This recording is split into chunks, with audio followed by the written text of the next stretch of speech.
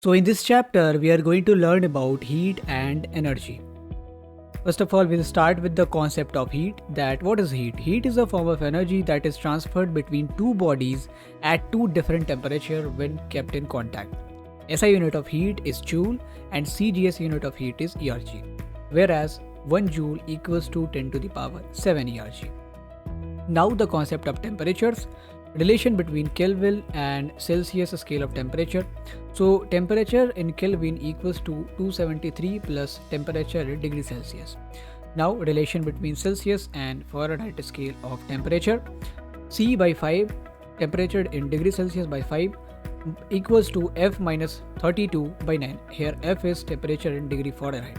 So if we have the value given of degree Celsius, we can easily calculate the value of Kelvin. We can easily calculate the value of temperature in degree Fahrenheit.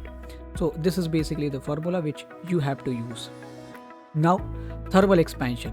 The expansion of a substance on heating is called the thermal expansion of that substance. When we heat liquid, thermal expansion happens. When we heat solid, then also thermal expansion happens.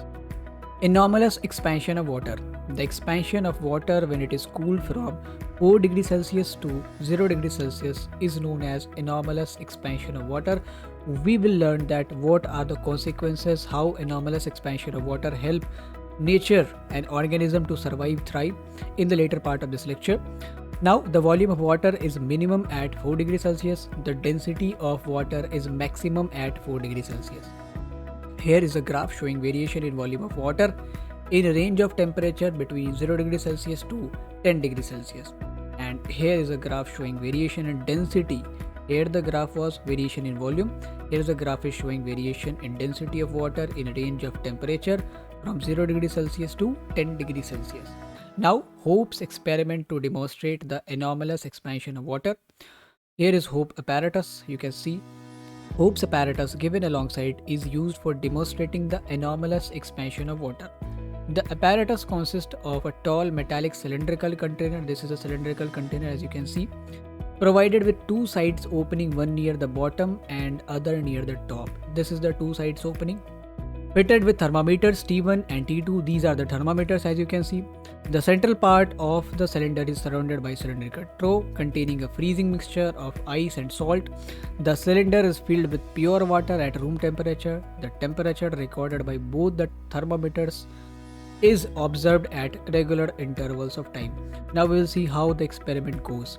So initially both the thermometers T1 and T2 show same temperature, that is room temperature, usual temperature. First, the temperature recorded by lower thermometer T2 starts decreasing and finally it becomes steady at 4 degrees Celsius, while the temperature recorded in upper thermometer T1 remains almost unchanged during this time. While the temperature recorded by lower thermometer T2 remains constant at 4 degrees Celsius, the upper thermometer T1 shows a continuous fall in temperature up to 0 degrees Celsius and then it also becomes steady. Thus finally the temperature recorded by upper thermometer T1 is 0 degrees Celsius and by lower temperature T2 is 4 degrees Celsius. This is basically the anomalous expansion of water.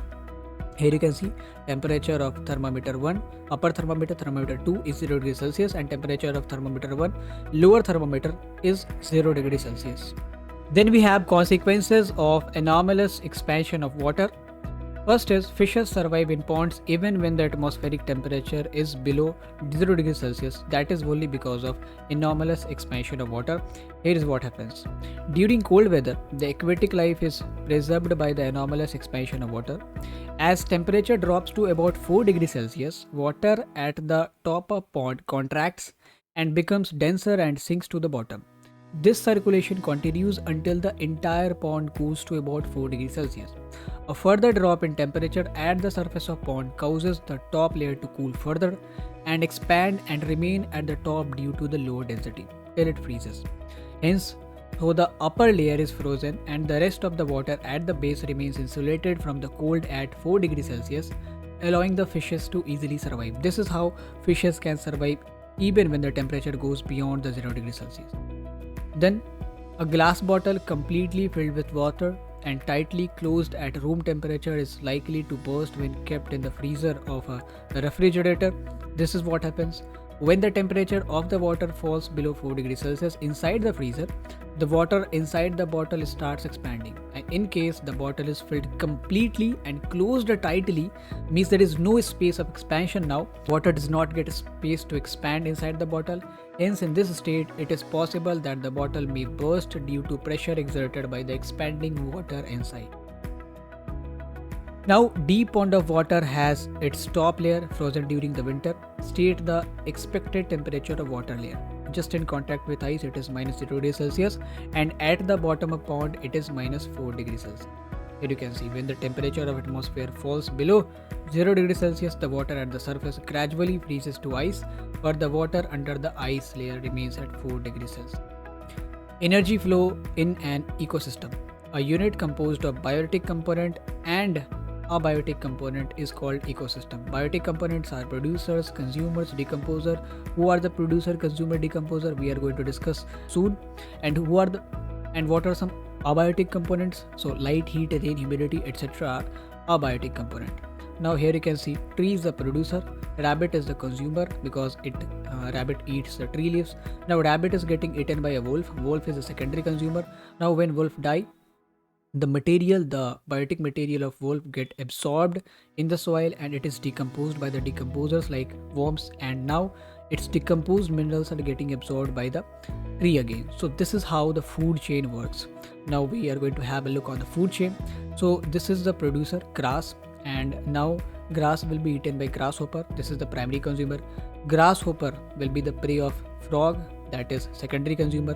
Frog will be consumed by snake, that is tertiary consumer, and a snake eventually will be consumed by hawk, that is a final consumer. And when the hawk dies, its body will be decomposed by the fungi and all the minerals will be regained by the grass again. So this is how the food chain works, and energy is never destroyed, it is only transferred from grass to grasshopper to frog to snake to hawk to the fungus again and to the grass again.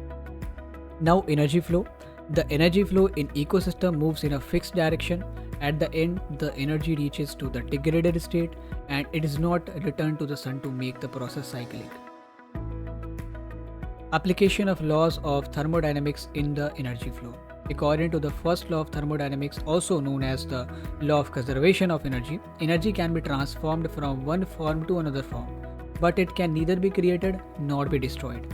Second is, according to the second law of thermodynamics, when energy is put to work, a part of it is always, I repeat, always converted into unuseful form, mainly as heat due to friction, as radiation. Means when energy is put to work, some portion of energy is likely to be wasted. Sources of energy. We have basically two sources of energy, renewable source and non-renewable source. Renewable sources of energy are sources from which energy can be obtained continuously over a long period of time. These are sun energy, solar energy, wind energy, hydro energy, biomass energy. These are non-conventional sources of energy which were not used by our ancestors so frequently. These are natural sources which will not get exhausted. These sources can be regenerated because the supply is unlimited. Just in case, non-renewable sources of energy are those sources of energy which cannot be continuously obtained over a long period of time because of their limited quantity. For example, coal, petroleum, natural gas, each has a limited quantity, and once they are consumed, they cannot be regenerated as soon as possible. So they are conventional source of energy. Our ancestors have been using coal, petroleum, natural gas for their energy consumption. So these are some renewable sources of energy and some non-renewable sources of energy. Nuclear fuel is not renewable, it is non-renewable source of energy. Renewable or non-conventional sources of energy. The main sources of renewable energy are sun, wind, flowing water, biomass and biofuels from waste, oceans, geothermal spots and nuclear fuels. Sun as a source of energy. Sun is the main source of various types of energy. The energy obtained from the sun is called solar energy. The large mass of moving air is called wind. So wind is different from the concept of air. Due to this motion, the wind has kinetic energy, and this kinetic energy can be converted into electrical energy for the sake of betterment of humanity. Now, flowing water as a source of energy. The kinetic energy can be produced by flowing water is called hydro energy. The water of river is basically conserved in a dam and it is suddenly released to produce hydro energy, to produce electricity. Biomass as a source of energy. The wastes and dead parts of living beings like plants, trees, and animals is called biomass.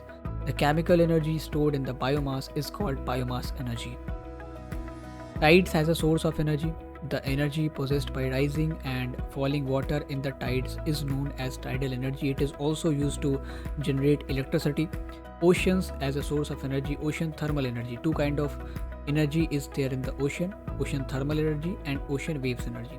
The energy available due to the differences in temperature of water at the surface and at deeper level is called ocean thermal energy, in short from OTE. And the kinetic energy possessed by such fast moving oceanic waves is called waves energy. Both the energy can be converted into electrical energy for the betterment of humanity, for the consumption of humanities. Now, geothermal spots as a source of energy. The heat energy possessed by rocks inside the earth is geothermal energy.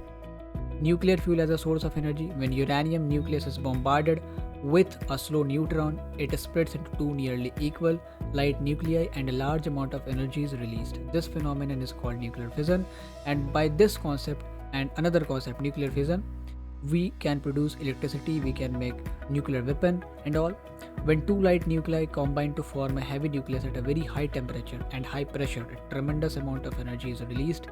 This phenomenon is called nuclear fusion. Judicious use of energy. The fossil fuels such as coal, petroleum, etc. should be used only for a limited purposes when no other alternative sources of energy is available. Wastage of energy should be avoided as much as possible. Cutting of trees must be banned and more trees should be planted. Efforts must be made to make judicious use of energy in the community. It can be by spreading awareness to not waste energy. The use of energy is much more than in rural areas. In rural areas, the use of renewable source of energy is easier than in urban areas. In rural areas, we can use biogas, wind energy, hydro energy for running lights and tube wells. Production of electricity from solar energy. The device which converts solar energy directly into electricity is called solar cell. A solar power plant can consist either of multiple photovoltaic solar cells connected together or of solar mirrors used to focus solar energy into a heating device which is used to generate electricity eventually. This is basically the solar cell, and this is how you can install solar power plant in your home also in order to get rid of those heavy electricity bills.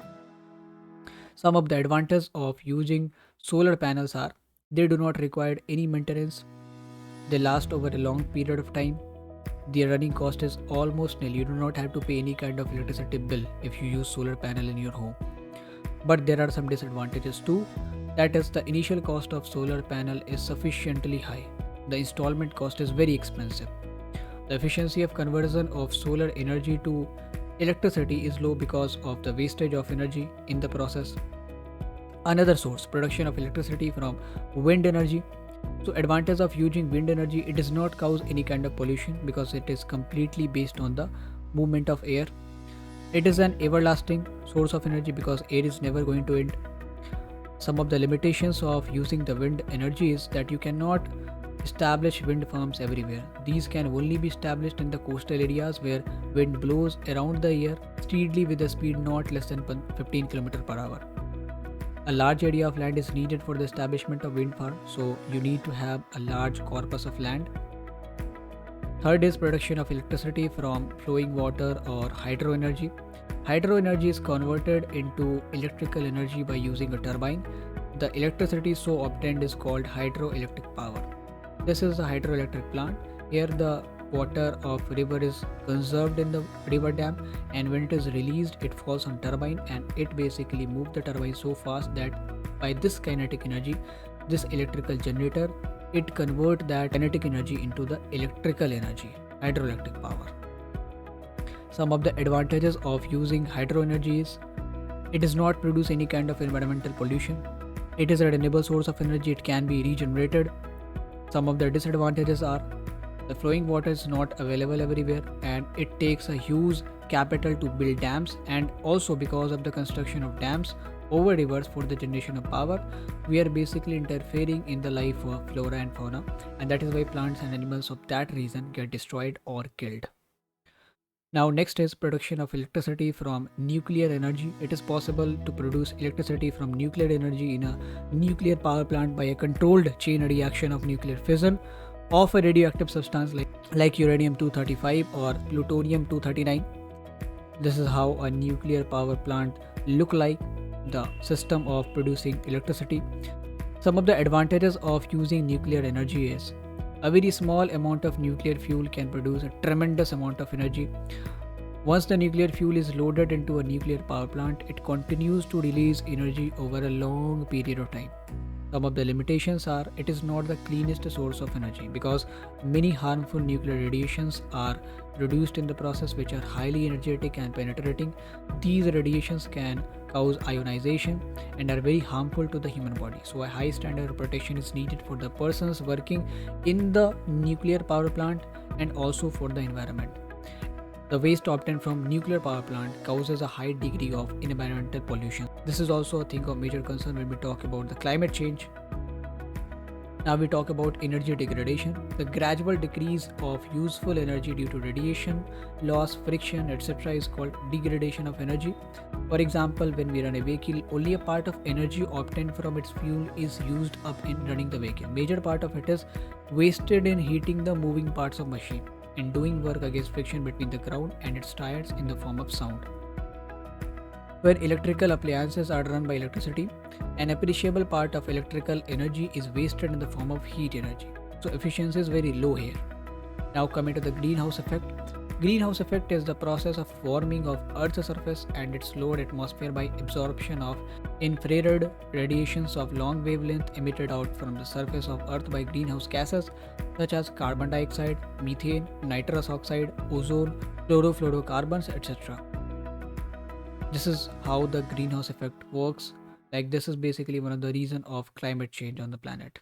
Now we are going to see global warming. Global warming means the increase in average effective temperature near the Earth's surface due to an increase in amount of greenhouse gases like methane, carbon dioxide, nitrous oxide in the atmosphere. Now, causes of global warming.